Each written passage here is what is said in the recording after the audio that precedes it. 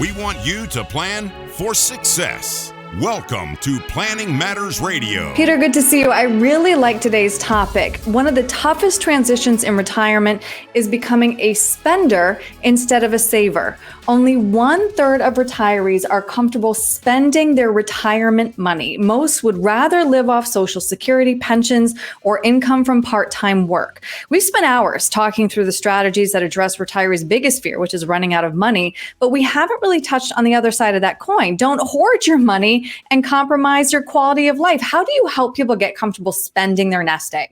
Yeah, well, he or she who dies with the biggest pile of money is not necessarily the winner, but that pile of money is what gives us the confidence to spend and live the lifestyle that we envision. So we are getting into the psychology of money here. And money is math. It's addition and subtraction and rate of return and percentages, but it is also very much mental, emotional, and psychological. And what is not discussed as much nearly as the math side of money is the psychological transition when we enter into retirement. We move from being net contributors and savers and investors and accumulators of money, building as much as possible, to now being net sellers of assets, having to create income and distribution and withdrawals. And that is very psychologically different than when we were building our assets and had the income to provide for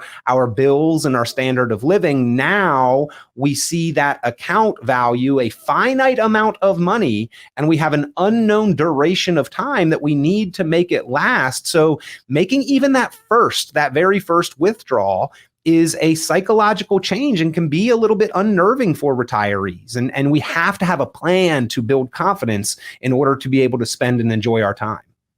The same study by BlackRock found that a vast majority of retirees still had 80% of their pre-retirement savings after almost 2 decades of retirement. 1/3 even grew their assets. Do those numbers surprise you?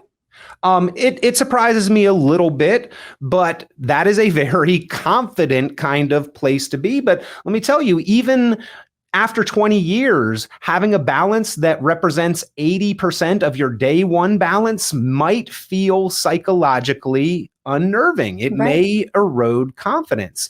Now, if we can maintain that balance throughout our retirement, fantastic, we're in good shape. But after 20 years, that same amount of money isn't worth what it was on day one of retirement. Again, most people in retirement are net sellers of assets, meaning they are making withdrawals. They are deducting from their nest egg. So if we can build that nest egg and grow those dollars enough to maintain and generate that income, fantastic.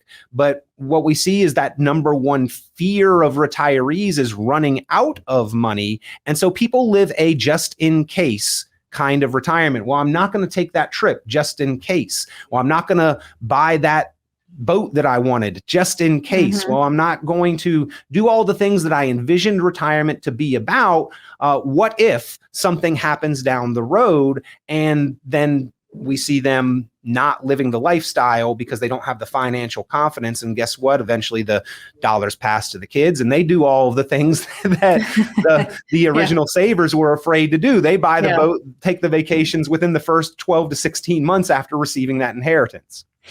And I know you have an action plan to help people feel more comfortable spending their hard-earned money. And the first one is to have a spending plan. Before retirement, you need to keep track of spending and figure out how those expenses might change in retirement. And then just to show you something, which again may or may not surprise you, Peter, 1/4 of people actually do not even have a spending plan. I actually think that number is low. Most of the people who I talk to, if they are still working, do not have a spending plan because setting the alarm and showing up to work and earning the paycheck takes care of that part. Right. And most of my clients, I will say, whatever you want to call it, are lucky or hardworking or blessed enough to earn a pretty comfortable kind of income, which is a fantastic quality and statement.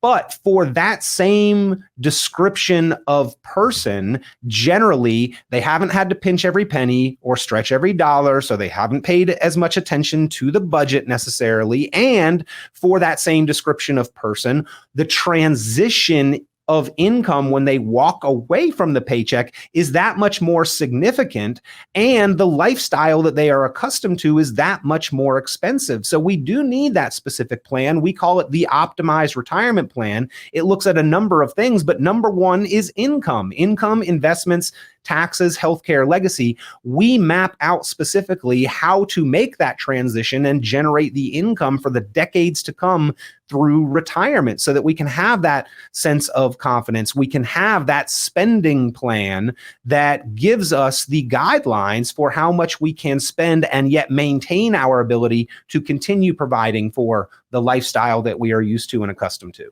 Right. And you said the magic word there, because that is step number 2, assess your fixed income sources. Yeah, and make the most out of them. Now, when we talk about fixed income sources, we're talking about sources that are not required from our savings and investments, our personal assets and net worth. So generally, we're talking about like Social Security and pensions here. Maybe a business partnership arrangement, maybe rental income, things like that could fall into this category. But generally, we are talking about the sources that do not come from our investments and retirement accounts. We need to make the most of those. And again, that's in that income category of the optimized retirement plan. Sit down, strategize, because the more you can make out of those sources, the less strain and stress and reliance is placed on your personal assets, the more sense of confidence you're going to have. And we should also be able to identify what is living expense net worth and then what is discretionary investment and growth net worth. And by identifying that, even if it's only a portion of the life savings that we had accumulated up until retirement, by being able to identify that there are discretionary growth investable assets left over after the income plan, that is going to add a high level of confidence to a retirement. Mm-hmm. And when you do step 1 and 2, you get your expenses and your income, then we can seg to step 3, which is bridging that gap, which is also known as the retirement gap. Yeah. A lot of people have not done this math of figuring out what is my income gap. This is step 1, right? Step 1 in solving a problem is knowing that there is one. Well, let's identify this problem is that most Americans are not going to live off of Social Security alone or their other fixed income sources. We are, in fact, at some point in time, going to be reliant on those investment accounts to generate some income to bridge the gap.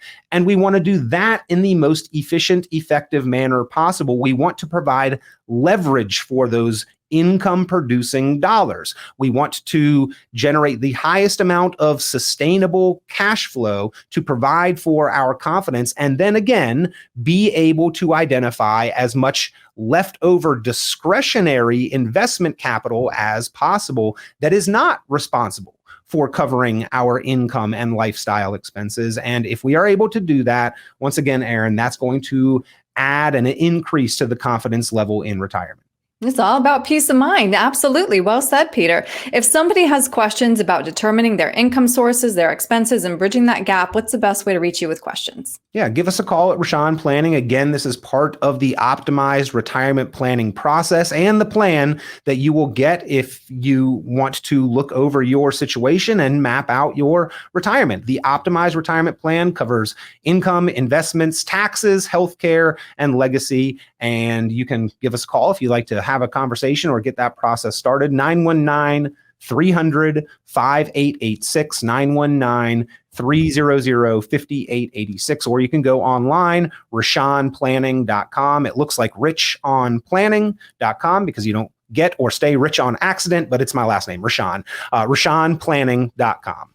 All right, Peter, thank you. Absolutely, Erin. Thank you. This has been Planning Matters Radio.